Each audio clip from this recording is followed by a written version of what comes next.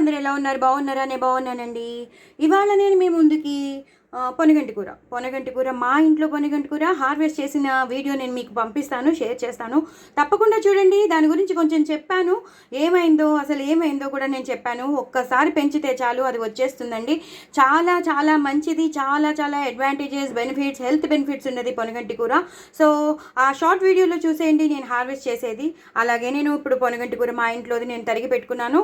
So ఇంత, అలాగే వెల్లుల్లిపాయలు ఎక్కువ తీసుకున్నాను, అది చెత్తగొట్టేసుకున్నాను.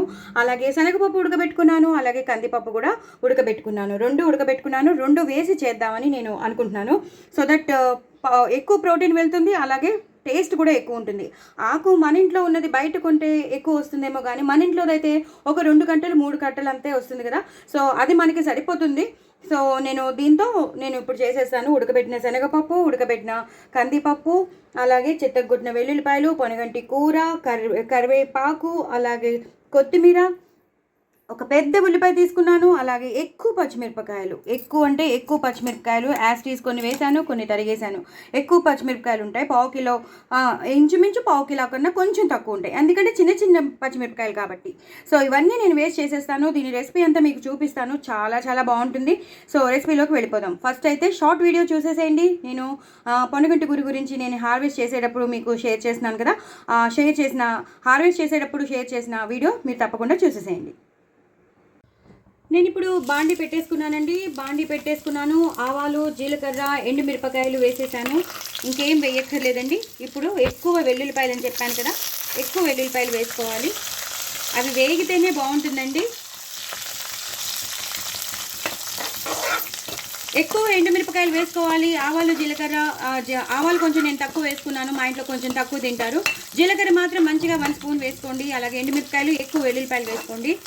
అలాగే ఇవి బాగా వేగిపోయేటప్పుడే, అందుకే కొంచెం ఎక్కువ నూనె వేసుకోండి, సో దట్ అవి బాగా వేగడానికి ఛాన్సెస్ ఉంటాయి. అలాగే పచ్చిమిరపకాయలు, నేను చెప్పాను కదండి పచ్చిమిరపకాయలు ఎక్కువ వేసుకోవాలని. ఎక్కువ పచ్చిమిరపకాయలు వేసుకుంటేనే బాగుంటుంది. అవి మనం కారం అనుకుంటాం, కానీ కారం అసలు ఉండదండి.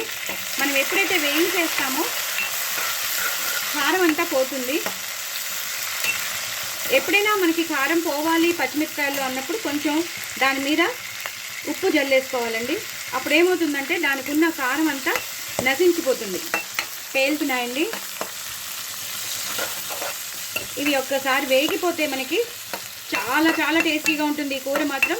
నేను హార్వెస్ట్ చేసిన వీడియో నేను మీకు తప్పకుండా షేర్ చేస్తున్నాను. ఫస్ట్ అది చూసాక అప్పుడు మీరు ఇది చూస్తే మీకు అర్థమైపోతుంది. కొంచెం నూనె పడుతుందండి, వేసాను నూనె, ఎందుకంటే ఎలా పేలుతున్నాయి చూసారు కదండి. సో ఇవి బాగా వేగిపోయాయి కదా, ఇవి బాగా వేగిపోయినప్పుడు ఉల్లిపాయలు వేసేద్దాం, అప్పుడు పేలడం ఆపేస్తాయి.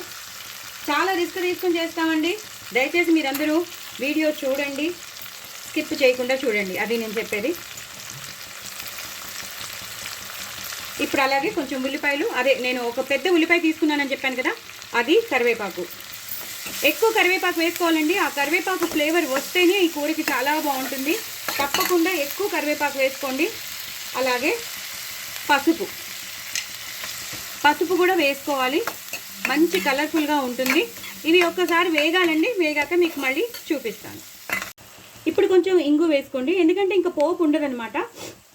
సో ఇదన్నమాట. నేను ఒక్క నిమిషం అండి, ఏం లేదండి, ఇందాక నేను మినపప్పు వేయడం మర్చిపోయాను, అందుకే నేను స్టాప్ చేశాను వీడియోని. సో మినపప్పు చక్కగా నూనె వేసి నేను వేయించేసుకున్నాను, ఎర్రగా దోరగా వేయించేసుకున్నాను. ఎంత దోరగా వేయించుకుంటే అంత బాగుంటుందండి.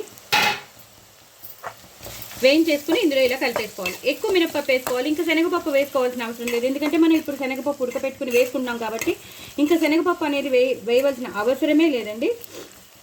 ఇప్పుడు ఇలాగా మొత్తం అంతా కలిసిపోయేటట్టు కలిపేసుకోవాలి. ఇవన్నీ వేగిపోయాయి కదండి. ఇందాక నేను ఇంగు వేసానని చెప్పాను కదా, ఇంకొంచెం వేస్తాను, సో దట్ మంచి ఫ్లేవర్ వస్తుంది. ఇంగు అంతా వేసేసాక ఇప్పుడు పొనగంటి కూర అన్నీ ఉడకబెట్టుకున్నవే కాబట్టి శనగపప్పు ఇప్పుడు వేయవలసిన అవసరం లేదు, కందిపప్పు కూడా ఇప్పుడు వేయవలసిన అవసరం లేదు. ఇప్పుడు కేవలం పొనగంటి కూర వేసుకోవాలి. ఇలా పరిచేసి దాని మీద వెల్లుల్లిపాయలు వేయాలి. అంటే అవి మగ్గుతాయి అన్నమాట.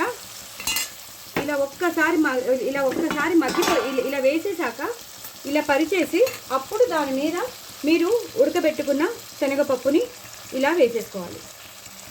నీరు లేకుండా వేసేసుకోండి. ఎంత వేస్తే అంత బాగుంటుందండి. మనం నీరు తర్వాత వేయాలి, ఎందుకంటే బాగా ఉడకాలి, అది శనగపప్పుతో పాటు ఉడకాలి కాబట్టి ఇప్పుడు వేయకుండా ఒక 5 మినిట్స్ తర్వాత ఆకంతా మగ్గిపోయాక అప్పుడు మనం వాటర్ వేయచ్చు. దీన్ని ఇలా పరిచేసుకోవాలన్నమాట. అలాగే ఏదైతే మనం ఉడకబెట్టి పెట్టుకున్నామో అది కూడా ఇలాగా పరిచేసుకోవాలి. పరిచేసుకుని మూత పెట్టేసుకోవాలండి. మూత పెట్టుకున్నాక ఉడికాక మీకు మళ్ళీ చూపిస్తాను. చూసారు కదండి, ఇలా మగ్గిపోతుంది అనమాట. మనం ఇప్పుడు కొంచెం వాటర్ వేసుకోవచ్చు,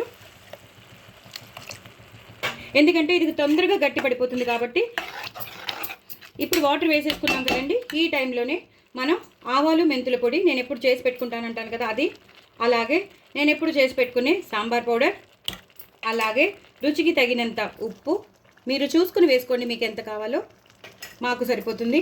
అలాగే కారం, మనం పచ్చిమిరపకాయలు ఎక్కువే వేసాం, బట్ ఇది కొంచెం ఆకుకూర కాబట్టి శనగపప్పు అన్నీ వేసాం కాబట్టి కొంచెం కారం ఎక్కువ వేసాను, అంటే 2.5 స్పూన్స్ వేసాను. ఇప్పుడు మొత్తం అంతా ఇలా కలిపేసుకోవాలి. చాలా చాలా బాగుంటుందండి కూర మాత్రం. వేడివేడి అన్నంలో ఎక్కువ నెయ్యి వేసుకుని, ఇప్పుడు మనకి చల్లమిరపకాయలు ఉంటాయి కదా, అవి వేయించుకోవాలి. ఒకవేళ చల్లమిరపకాయలు లేవు అన్న వాళ్ళు ఎండుమిరపకాయలని నూనెలో వేసేసుకుని పైన ఉప్పు జల్లేస్తే ఆ కారం పోతుంది. అలా కూడా వేయించుకోవచ్చు, అలా కూడా నంచుకుని తినచ్చు. ఒకవేళ చల్లమిరపకాయలు లేని వాళ్ళు దీన్ని ఒకసారి మగ్గాలండి. ఒక 2 to 3 మినిట్స్, రెండు విడతలు పడుతుంది. 2 విడతల్లో మొత్తం అంతా దగ్గరికి వచ్చేస్తుంది. ఆ తర్వాత మీకు మళ్ళీ చూపిస్తాను. చూసారు కదండి, కూర అంతా దగ్గర పడిపోయింది. చక్కగా మనం ఎలా అన్నంలో కలుపుకోవాలో అలా వచ్చేసింది. పప్పు అంతా ఉడికిపోయి వెల్లుల్లిపాయలు బాగా రెండోసారి వేసిన వెల్లుల్లిపాయలు చాలా బాగా మగ్గిపోతాయి. చాలా చాలా టేస్టీగా ఉంటుంది. ఈ టైంలో ఇంకా మొత్తం అంతా అయిపోయింది. మనం వేయవలసినవన్నీ వేసేసాం. లాస్ట్లో కొత్తిమీర కరివేపాకుతో గార్నిష్ చేసేసుకోవడమేనండి. అంతేనండి, పొనగంటి కూర అయిపోయింది. చాలా చాలా బెనిఫిట్స్ ఉన్న పొనగంటి కూర నేను మీకు చాలాసార్లు చెప్పాను. చాలా ఒక కంటికే కాదు, చాలా హెల్త్ బెనిఫిట్స్ ఉన్నాయి. డూ ట్రై ఇట్ అండి, చాలా చాలా టేస్టీగా ఉంటుంది. ఒకసారి చూస్తేనే మీకు తెలిసిపోతుంది. చక్కగా ఇలా నేను చెప్పినట్టు ఎండుమిరపకాయల్ని, ఒకవేళ చల్లమిరపకాయలు లేకపోతే అప్పడాలు నంచుకోవచ్చు, వడియాలు నంచుకోవచ్చు. ఒకవేళ చల్లమిరపకాయలు లేకపోతే మాత్రం ఎండుమిరపకాయలను వేయించేసి మీరు నంచేసుకోవచ్చు. చాలా చాలా టేస్టీగా ఉంటుంది. పిల్లలకి పెట్టండి, పెద్దలకి పెట్టండి. చాలా చాలా టేస్టీగా ఉంటుంది. ఇలా చేసుకుంటే మాత్రం సూపర్బ్ ఉంటుంది. నా ఛానల్ మాత్రం సబ్స్క్రైబ్ చేసుకోండి, సపోర్ట్ చేయండి. ఇంకో నలుగురికి షేర్ చేయండి. నా ఛానల్ మాత్రం సబ్స్క్రైబ్ చేసుకోవడం అసలు మర్చిపోద్దే. బాయ్ అండి.